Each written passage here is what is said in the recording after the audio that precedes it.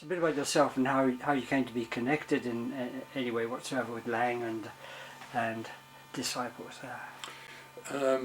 In 1974, Laing was on a world tour and dropped in on Vancouver around Valentine's Day, actually. And I attended a workshop that he gave for professionals, and I made a connection with him. At the end of our encounter, we were playing some games in this workshop. He looked into my eyes and sang, "Come to me, my melancholy baby." And I couldn't resist the call. I had two small children, and with my wife, by September, we were in London. I asked him, how does one become a healer? He said, well, either you're born one or you apprentice with one. I didn't think I was born one, and I had a strong feeling he was one. So I asked him if I could apprentice with him. All he said was, things should work out all right. And on the strength of that, we moved to London. And he accepted me in therapy and supervision, and so I got to know people in the then Philadelphia Association, and that included, of course, Leon Redler, Francis Huxley, there was Hugh Crawford, and others, and studied and interacted with Laing quite intensively.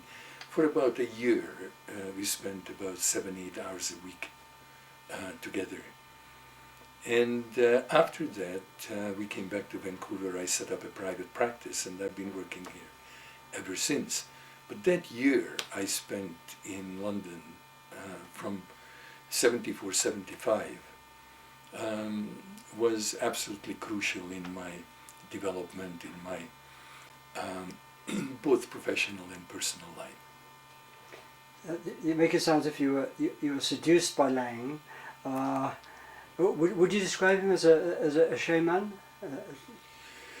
Well, that's that's a difficult concept to apply to someone modern. I certainly think he is one of the few remarkable people that I have met.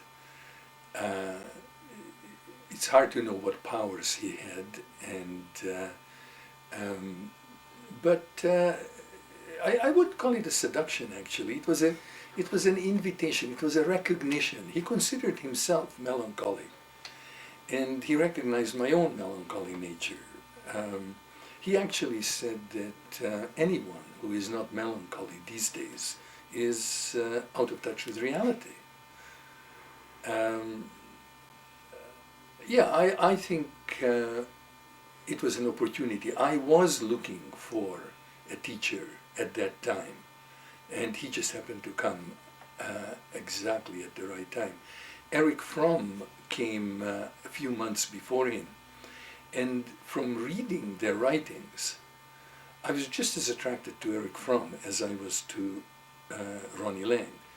But meeting them, there was no doubt that I wanted to work with Laing and not with Fromm.